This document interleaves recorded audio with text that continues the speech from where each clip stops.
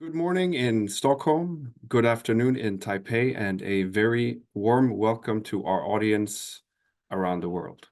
Today, the Institute for Security and Development Policy is proud to present yet another installment of its Taiwan lecture series, focusing on Taiwan's 2024 elections. This will be the first of our lectures assuming a post-election perspective.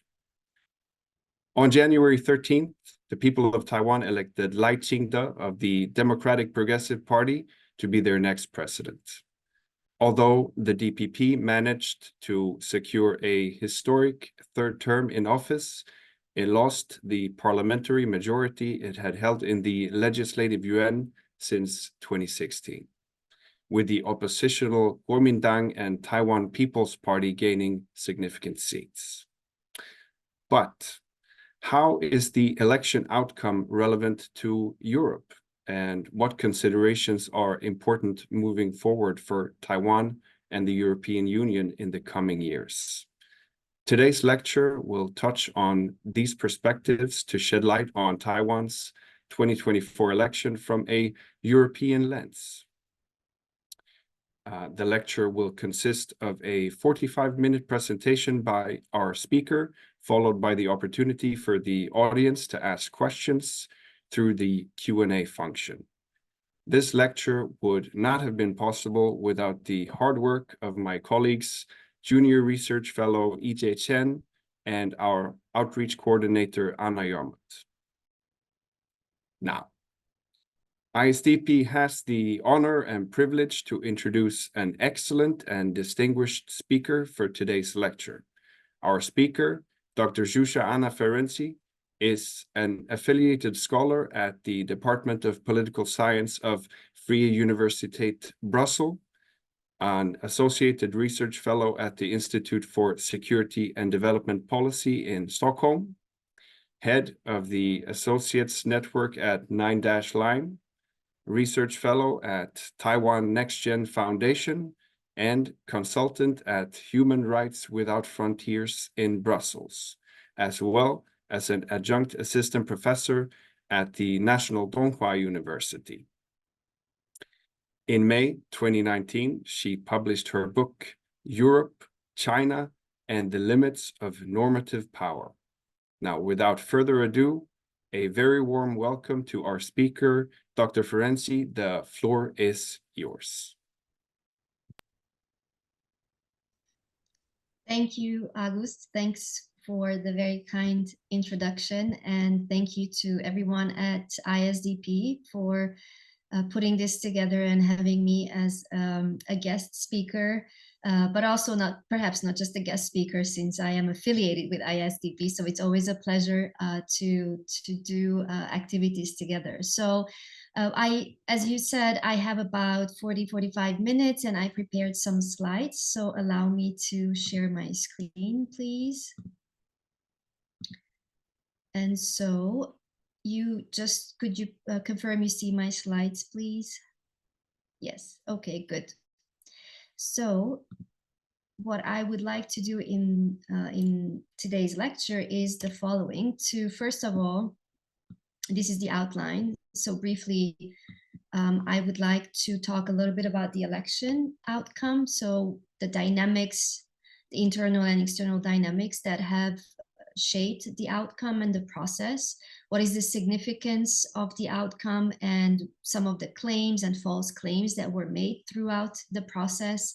Also some of the perceptions and self-perceptions that, in my view, are important to look at if we want to understand not just Taiwan's situation, but cross-strait relations, as well as the bigger picture, in particular, looking at this situation and the dynamics from a European perspective.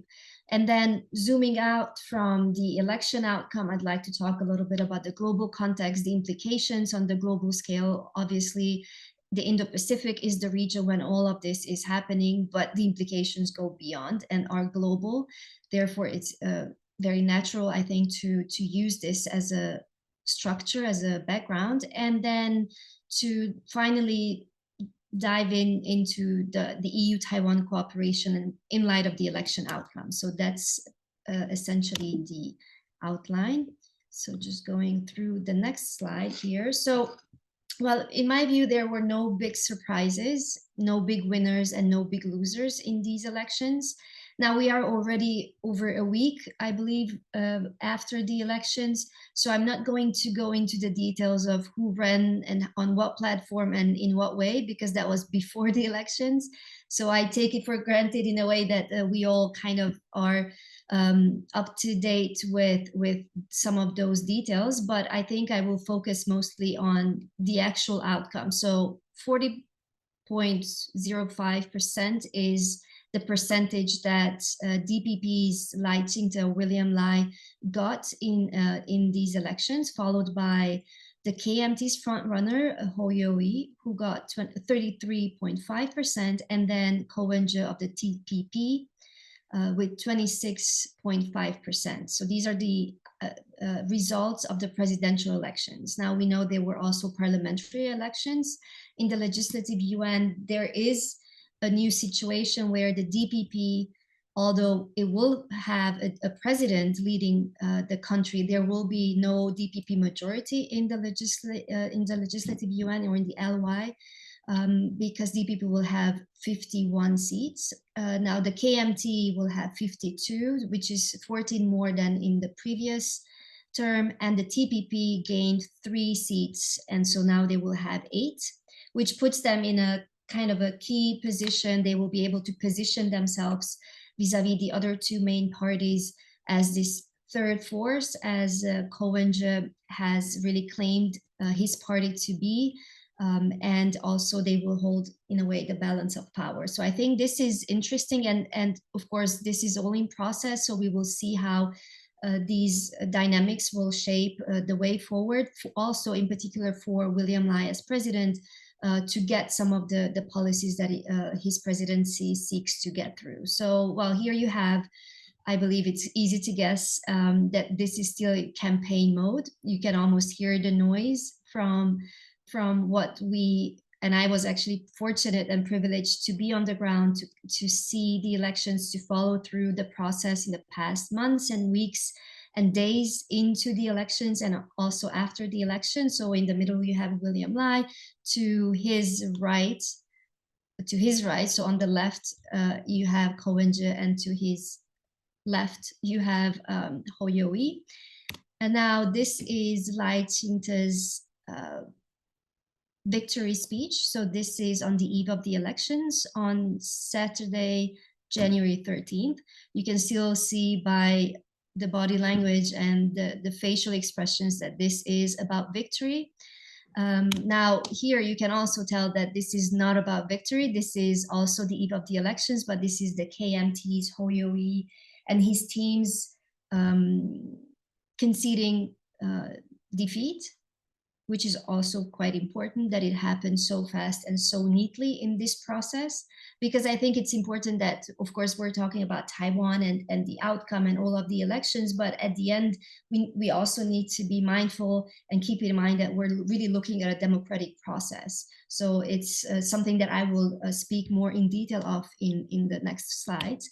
And then you also have Coercive's bowing to his supporters after the election outcome became clear and that he lost. But he did, as a third force, mobilize a lot of the young supporters, but not only young supporters. I would say if we just stick to that, then we perhaps underestimate his power of mobilizing voters. I think he ran on this platform that there is time to change and move away from the establishment, where both the DPP and KMT in a way are by many seen as part of the establishment. And I think he did mobilize, and that's why we will see how they will be able to use and capitalize on this in the LY going forward. So now I have Lai Ching-te's tweet after the elections, in which he said, or he wrote rather, that today Taiwan has once again shown the world our people's commitment to democracy. Xiao Bikim was his running mate, so she is the former Taiwanese representative to the United States. So in this tweet, he refers to her that Bikim and I are grateful for the trust placed in us. Looking forward, we remain committed to upholding peace in the Taiwan Strait and being a force of good in the international community. And the reason why I wanted us to have this tweet, because I think it really captures the essence of what Lai Ching-te ran on as messaging, as platform, and looking forward, what he commits to do as president. So what does the outcome signal? And I will, of course, unpack this, but before I do that, just 3 points I want to make here about the outcome significance. So I think the first would be that an overwhelming majority of Taiwan's people prefer to preserve the status quo. That's one conclusion. The second, and this is my view, that for Beijing, any outcome, so whether the other two had won the elections, the presidential elections, or whether it is in the end William Lai, I would say any outcome of a free and fair election held in Taiwan in transparency and praised internationally is a challenge for Beijing, because Beijing regards Taiwan as part of its own territory, although the PRC never ruled Taiwan. So I think this is also an important point. And the third, it relates directly to the second point, is that in my view, that the victory of Lai Ching-te in itself doesn't raise the risk of war. Beijing will continue to calculate its decisions going forward according to perceived risks, costs, and benefits. So we will have to watch just as much what happens in cross-strait relations with William Lai or as president as we would with Ho Yo-i, because these two frontrunners had perhaps most chance of winning, and in the end it did come down to William Lai's victory. So Lai's 4-pillar plan for peace, which is something that he put forward in his campaign, just go briefly through these, is to build up Taiwan's deterrence. So to seek cooperation with partners and allies in training, force restructuring, civil defense, and information sharing. The second is to ensure economic security, because economic security is national security for Taiwan. So that means reducing trade dependencies toward China and essentially reducing Taiwan's vulnerabilities. Number 3 is to form partnerships with democracies around the world. So to pursue parliamentary diplomacy. I will speak more in detail about this in EU-Taiwan relations context, because I think parliamentary diplomacy there has been and remains a key instrument or avenue to strengthen these relations. So there's, according to this plan for peace, there is a clear awareness and understanding in Taiwan that this is a valuable tool going forward. And number 4 is to have steady and principled cross-strait leadership. So why did I want to talk so much in depth about the element of democracy also, as I highlighted in the tweet? Because this is, I think, an essential factor that helps those of us who could continue following cross-strait relations, but also those of us who are still in the process of better understanding why Taiwan matters, not just in the Indo-Pacific, but globally. And I think the democracy element is crucial to that. So I'm using quotes here from William Lai's victory speech, or rather the night of the elections when he addressed the media. I was in the room, and I was happy to be able to kind of catch the first reflections immediately as the results were becoming clear. So in this press conference, he said that this is a new chapter in our democracy, in Taiwan's democracy. And he also said that between democracy and autocracy, we stand on the side of democracy. Third, he said that people successfully resisted external interference, and that only the people of Taiwan can elect their president. So it's pretty clear and straightforward messaging. And also he spoke of responsibility, his responsibility as president, which goes back to this idea of, sorry, what happened here? Hold on, sorry. Yes, steady and principled cross-strait leadership. So the responsibility goes to to that element in his peace plan, to maintain peace and stability in accordance with the constitution, to maintain cross-strait status quo, and also make sure that dialogue replaces confrontation, and to safeguard Taiwan from threats and intimidation from China. And responsibility is his as president of Taiwan, but also he spoke of China's responsibility, because he said that hope China understands that only peace benefits both sides of the strait. So this commitment to democracy is really another significant outcome, I guess, to the outcome of the elections. And that's why I said earlier that, yes, it is William Lai who won the elections, but the whole process is what really matters, I think, for us to really highlight going forward when we understand Taiwan's place in the Indo-Pacific and beyond.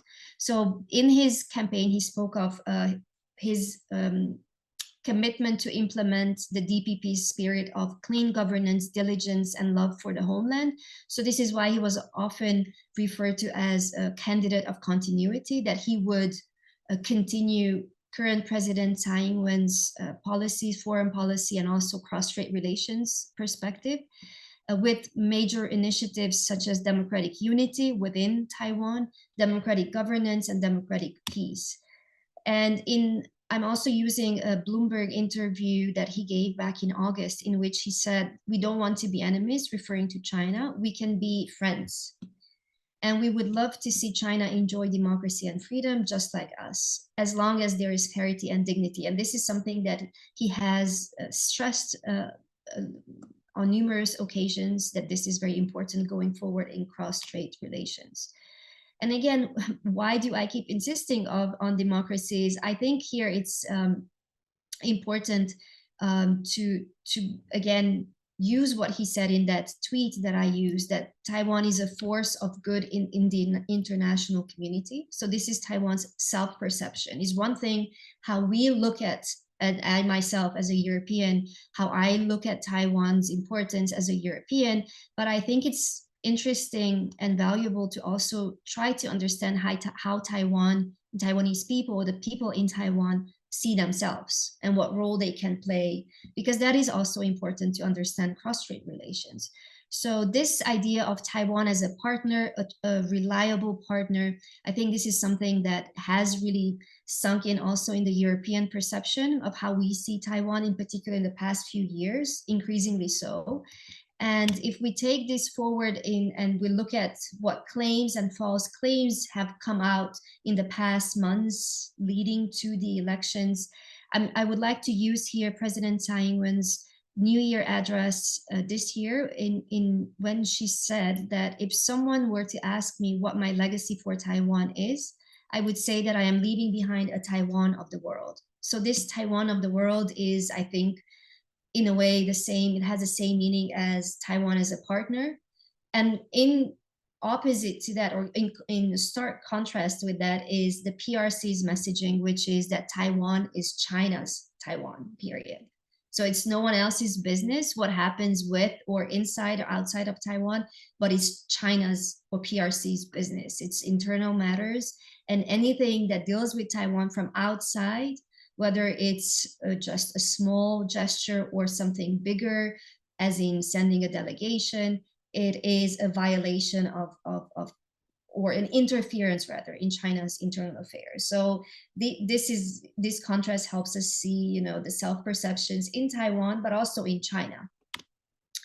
So the reaction quickly from Beijing, well, of course, the aggressive rhetoric has been there throughout the campaigning season and also after. Before the vote happened, well, Beijing said that the vote for Lai is a vote for war. Beijing also labeled Lai as a separatist, a troublemaker, a destroyer of peace. And the PRC said that they are committed to inevitable trend of annexation, quote unquote, and also that the motherland will eventually be reunified. I mean, this is really Beijing's narrative that they have been imposing or spreading widely in international media when it comes to Taiwan. And they also committed that they would smash, quote unquote, any plot of Taiwanese independence. In addition to the aggressive rhetoric that we are quite well used to, there's also another element that Beijing has been using in the past years, in particular under a DPP presidency, which is the past 8 years, in which they have been pushing and poaching Taiwan's diplomatic allies. So just 2 days after the election, Nauru, one of Taiwan's allies, is gone, is no longer an ally, a diplomatic ally for Taiwan.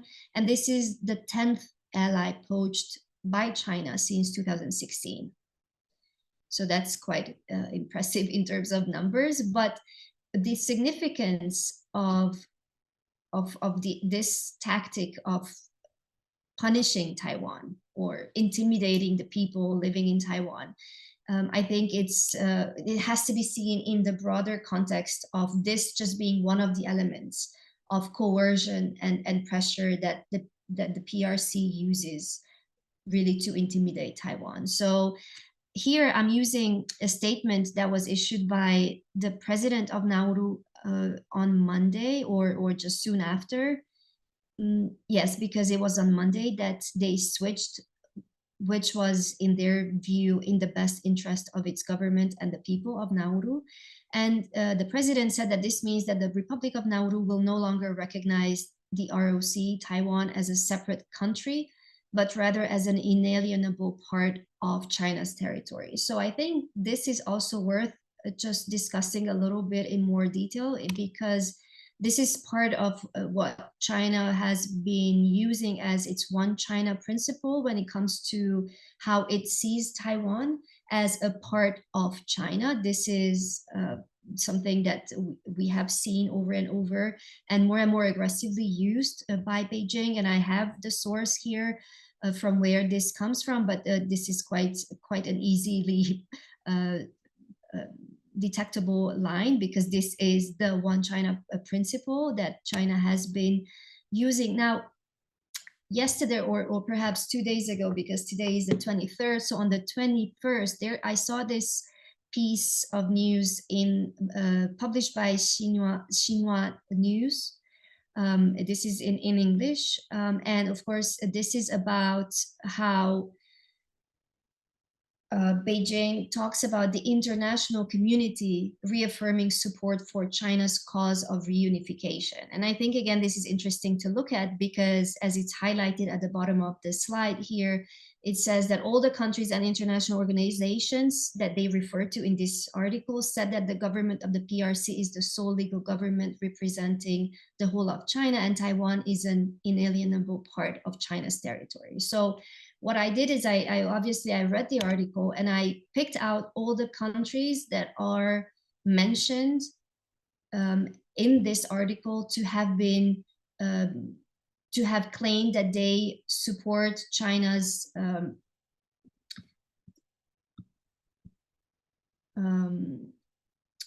one China principle, and that they oppose the external interference, which I referred to earlier, in China's internal affairs. So you have the list here. I'm not going to go through, but it's quite interesting to see who these countries are. And also, I thought it was interesting to see whose statements these are. Sometimes it's the Ministry of Foreign Affairs, sometimes it's a presidential statement. You also see Kiribati there, which used to be Taiwan's diplomatic ally until 2019.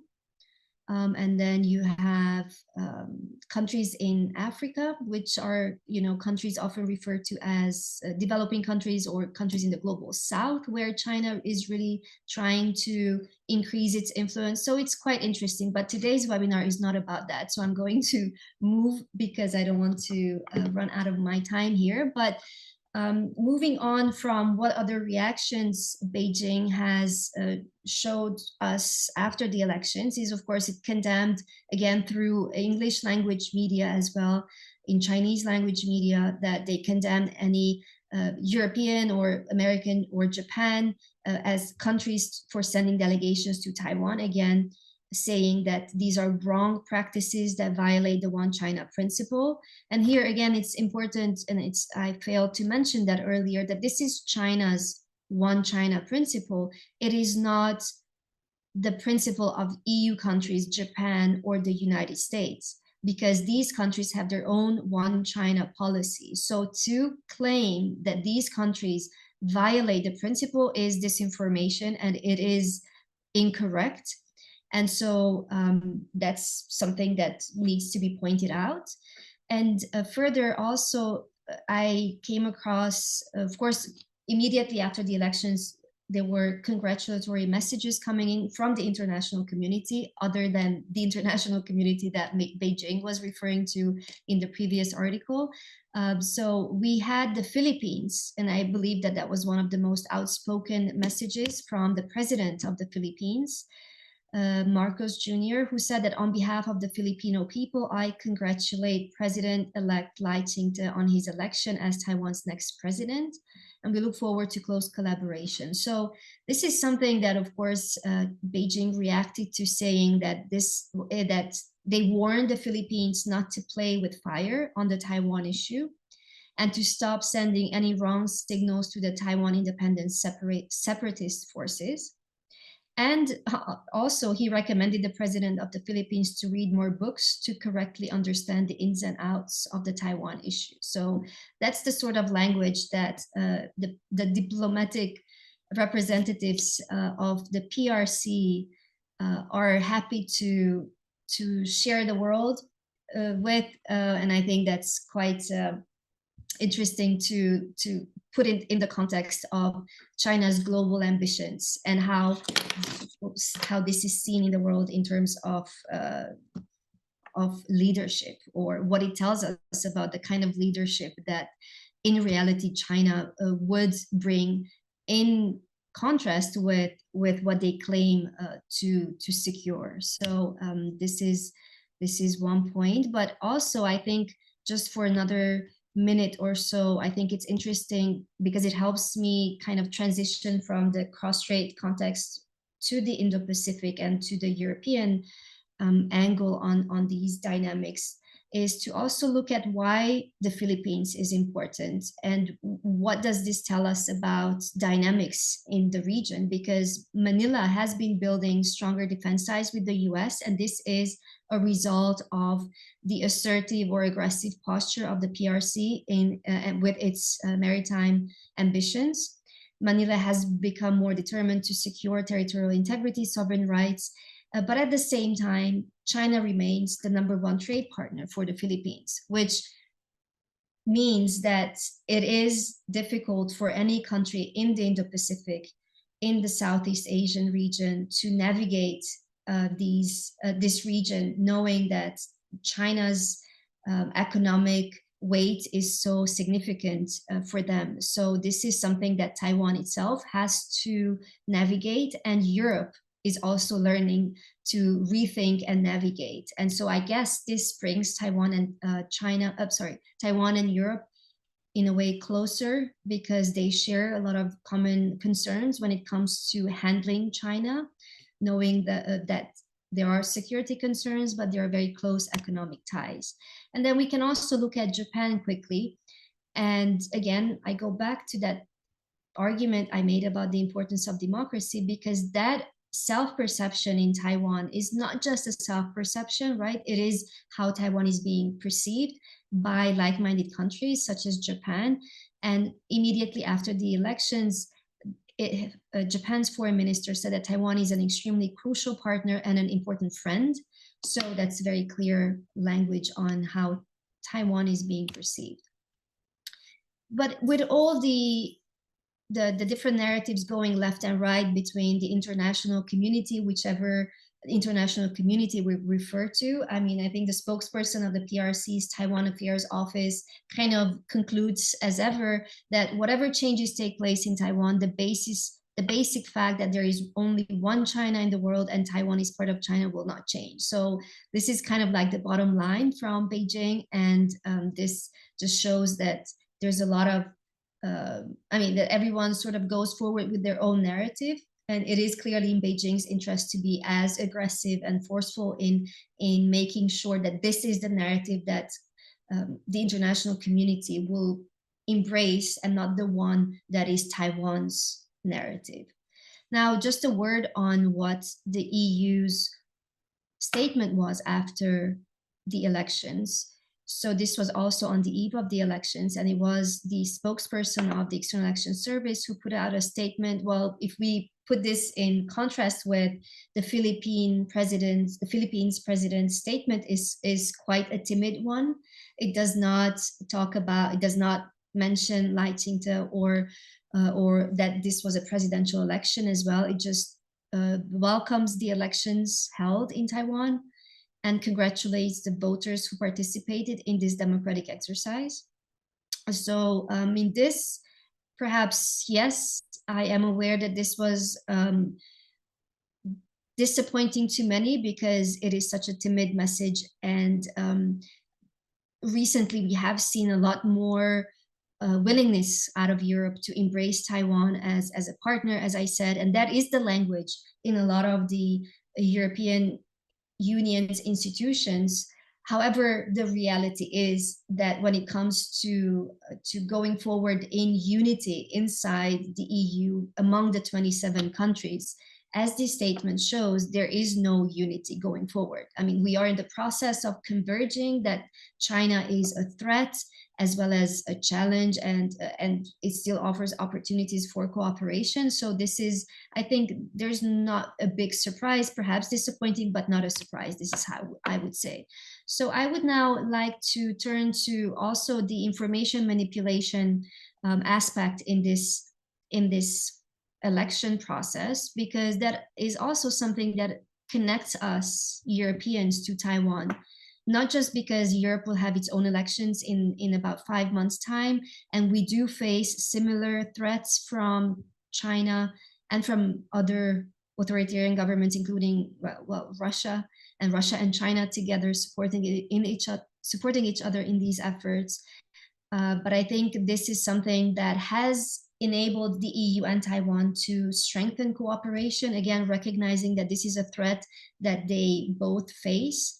And so cognitive warfare, and just to be clear, I'm using a NATO definition here because I think it's useful to just to set the picture clear that what cognitive warfare stands for, that it includes activities conducted in synchronization with other instruments of power to affect attitudes and behaviors. This is something we've seen Beijing do in Taiwan throughout these months before the elections and overall for years, by influencing, protecting, or disrupting individual, group, or population level cognition to gain an advantage over an adversary. And it is designed to modify perceptions of reality, and the whole of society manipulation is the new norm. So we have seen Beijing use cognitive warfare, cyber attacks. According to Taiwanese officials, there has been about 13 million cyber attacks a month. We've seen deepfakes targeting the DPPs, in particular the DPP. Well, clearly the DPP stance on China is least or obviously more, I would say, from Beijing's perspective, the DPP's position is more dangerous than the KMT because the KMT has been known to be a little more willing to perhaps work more closely with China. Nonetheless, all three candidates supported the status quo throughout the process. I think that's also an important point. So we've seen fake news, conspiracy theories, and also I think what's another important point that NGOs in Taiwan have pointed out, including Double Think Lab, an NGO that works on disinformation and countering information manipulation. They do great work. And I think they've also pointed out that this time it was not so much about creating new content that China would try to do in Taiwan, but amplifying existing narratives that would further polarize an already polarized society. So a good example here is the KMT's message was that these elections were about peace versus war. So hence the message from Beijing that a vote for Lai is a vote for war, right? So this really amplified those polarizations. And I think that's also, there's a lot that Europeans can learn from and other democracies can learn from, not just the tactics used, but also the response to these tactics, right? How Taiwan has been able to address and kind of withstand the interference. Influence operations, unprecedented levels of interference, Taiwanese officials have said. We've seen close to 200 Taiwanese local leaders being prosecuted for having agreed to go on trips to China in the past weeks, months, on close to free trips, perhaps not free, but heavily subsidized by the PRC. These trips are seen to be to equal attempts of interference. So that's also an important element of the whole interference toolbox. We've also seen weather balloons cross the median line in the Taiwan Strait. And I think that's also important because, again, perhaps, I mean, perhaps it's not important what these balloons in the end would do. I mean, obviously it is important, but the point here I'm trying to make is that just by having those balloons up, it's another way for Beijing to start conversations inside Taiwan throughout the election process or before the elections, to kind of make them think that, well, if the DPP had been a little less provocative towards China in the past years, we wouldn't be here. There wouldn't be any weather balloons or any whatever kind of balloons these are. They wouldn't pose a threat to us. So these are all really ways to interfere. And then we have the military element, the daily incursions into Taiwan's air defense identification zone, which has been going on for years, often more or less. But I think in this process, in the past few months, we also saw Beijing learn from past mistakes, perhaps, or testing how far they can go so that it doesn't completely backfire what they do. Because overall, we see that there is no more interest, but there is less interest in unification with China or with the PRC. So therefore, I think these tactics that are more not as open, right? The military element is quite open and aggressive, but these other interference and influence operations, perhaps they thought that they would be more effective. And lastly, the economic coercion, that is another important element that we've seen Beijing use. So it's essentially economic statecraft, sometimes incentives, sometimes measures to, like we saw right before the elections, to end tariff cuts on certain chemical products. So both positive and negative economic statecraft, another way to interfere. So why is this important in the Indo-Pacific? Well, of course, because the growing cross-strait tension affects the entire region. This is an important region where a lot of trade, global trade, passes through, and that concerns the European Union. Also, more than 1/3 of our exports come through this region, and also the European Union is the largest foreign investor in Taiwan. So we have, as Europeans, interest in making sure that we contribute to preserving the status quo and peace and stability. And in this context, of course, we look at Taiwan as an important or an entity that really holds a key position in the Indo-Pacific. And I think in the past years, in light of COVID, and that's why I have here the post-COVID factor and Russia's aggression against Ukraine, because these are two factors that I consider that they have really contributed to how we see China as a partner and how we see Taiwan as a partner. So while China's global image has really deteriorated, I would say perhaps, obviously not everywhere, and also within the EU, I think there is a trend, but not every single country has embraced the same views of China. We also are clear on that. That's why we have to talk about the EU as 27 countries, not as one entity. But also China's image is not as bad perhaps in other countries. Well, we saw the list of the countries that consider China a trustworthy partner. And Taiwan's image has really improved in the past few years in light of those elements. There are shifting perceptions as Taiwan as a partner. This has consolidated in the past 3-4 years. Parliamentary diplomacy has been the main avenue.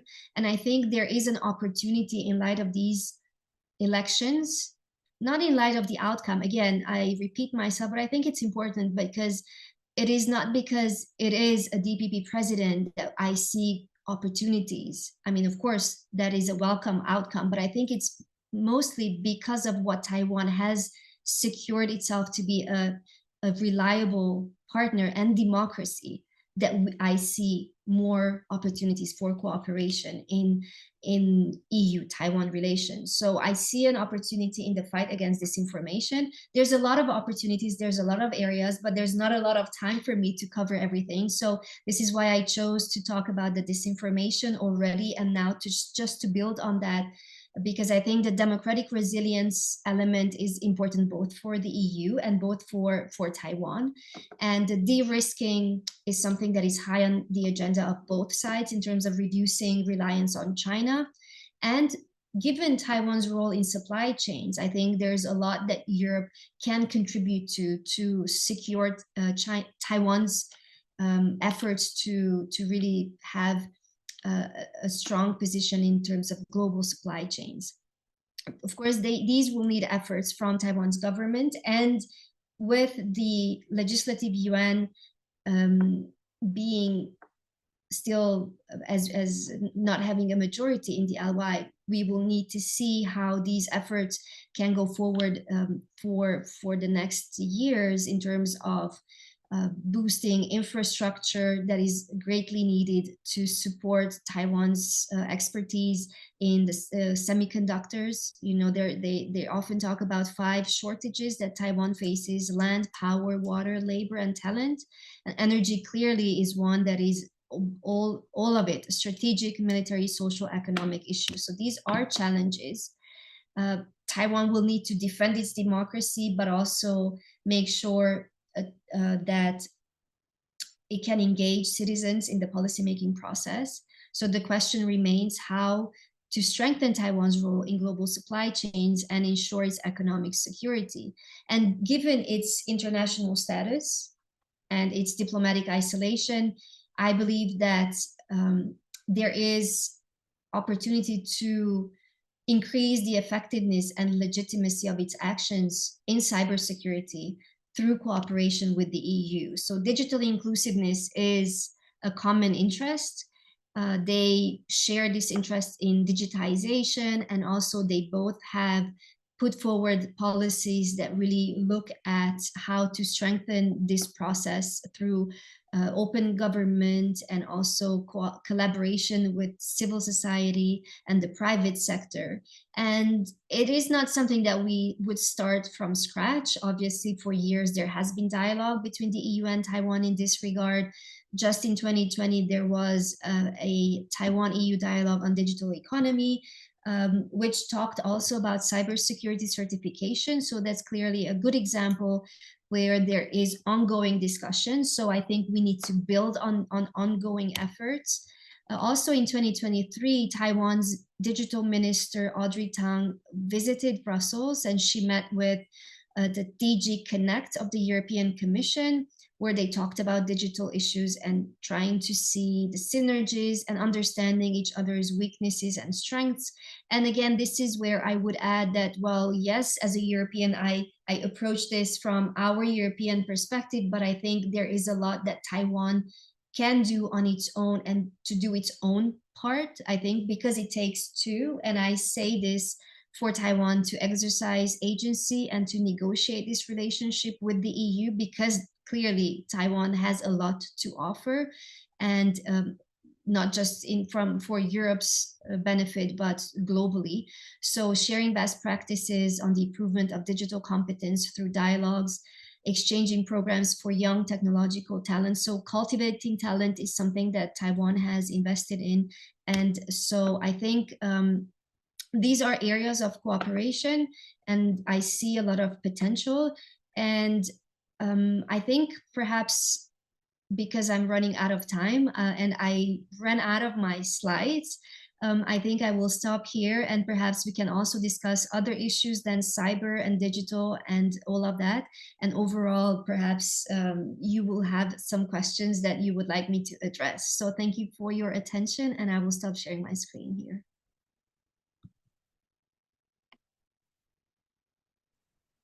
Well, thank you very much, Dr. Fernstein, for such a terrific lecture. I'm sure that our audience at this point is eager to pose some of their questions to you. I think before that, perhaps we can start us off with a question from myself and my colleague Ije. We're curious, how do you see coercive and the TPP's emergence from your European perspective?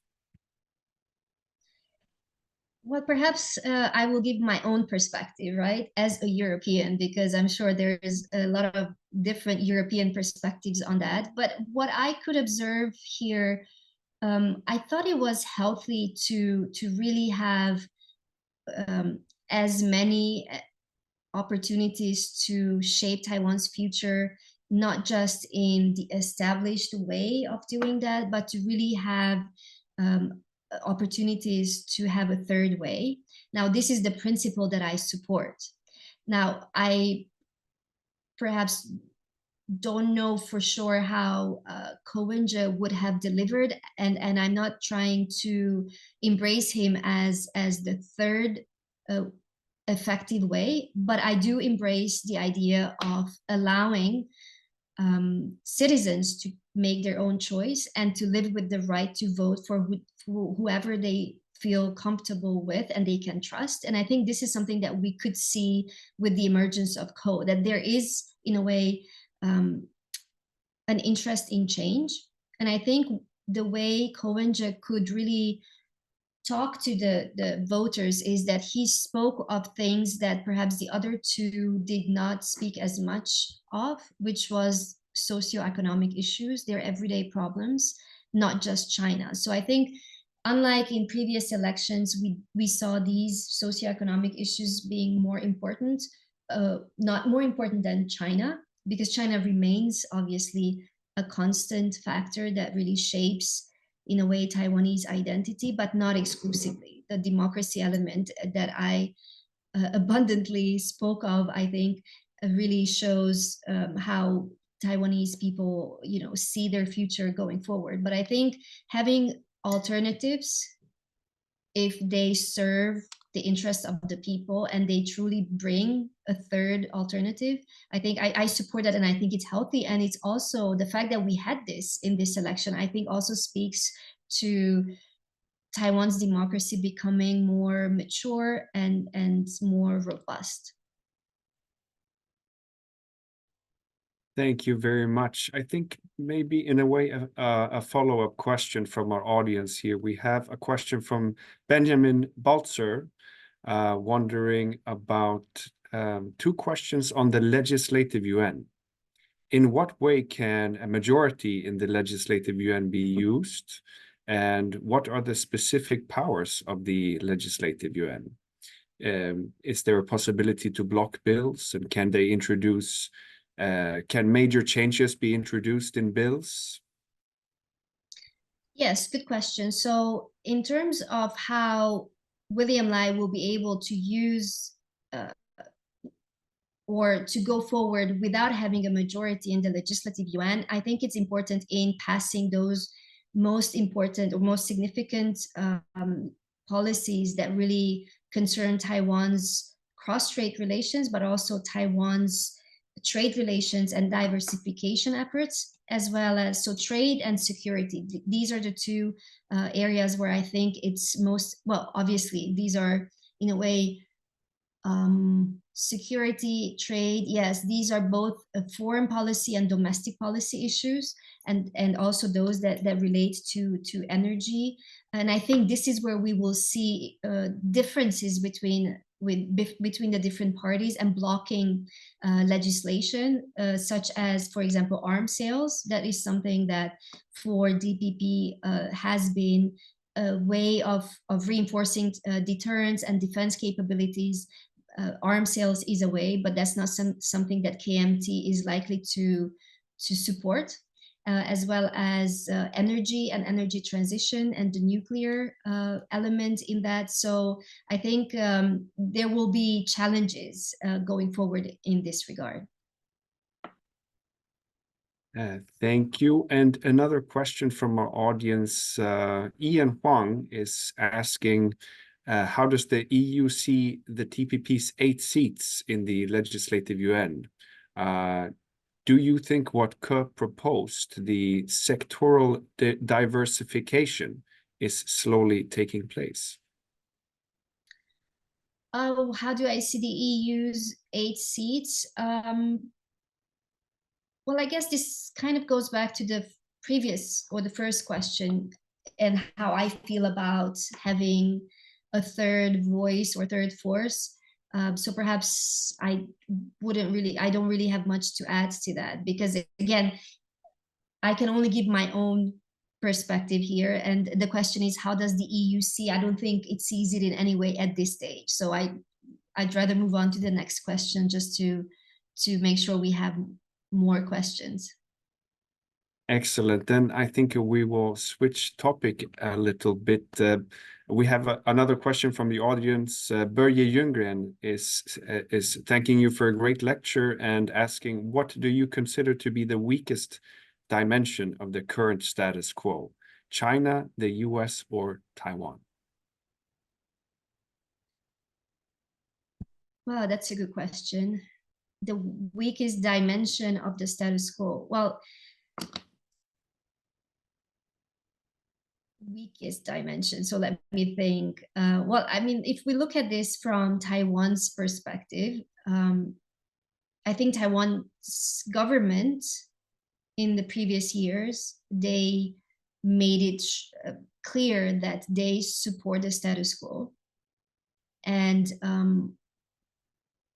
the fact that there has been more international support for Taiwan in things that do not require being recognized as a state, those, in my view, and in Taiwan's view, rather, perhaps that's more important, that shouldn't be seen as undermining the status quo. In Beijing's view, it undermines the status quo, such as a parliamentary visit. And from a democratic point of view, a parliamentary visit is the right and the sovereign right of parliamentarians elected freely in a country to travel to other countries where they are welcome. And this does not require recognizing recognizing Taiwan as a country. This, I think, from the European perspective, this was also quite clearly communicated. And I think the US has been also very good at communicating, in particular lately, more and more clearly that the status quo should be preserved. So the weakest dimension in the current status quo, whether it's China, the US, or Taiwan, I would say that I see China's intimidation efforts, interference, information manipulation, military drills, and the entire assertive behavior in the South China Sea and globally.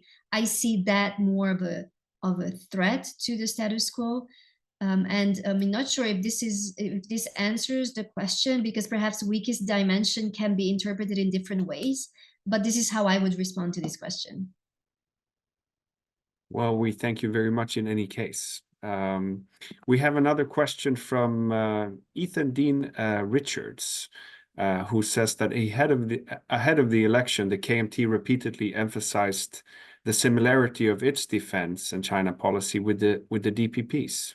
How do you think Europe's interactions with Taiwan will or would differ from between a DPP government and a KMT government, in case the KMT should have won? Yeah. Sure. Yes, I like that question because I think it links. I mean, I like the previous questions too, but I think this question really kind of goes back to the point I wanted to make, that it is from a European perspective, understanding that this was a democratic process that we just witnessed, that matters most for us. Because what happens for Taiwan and cross-strait relations, the future of cross-strait relations from a European perspective, is not for Europeans to decide on. That is something that Taiwan and China will have to work out. So the two sides, right? This is not, we don't take a position on Taiwan's status.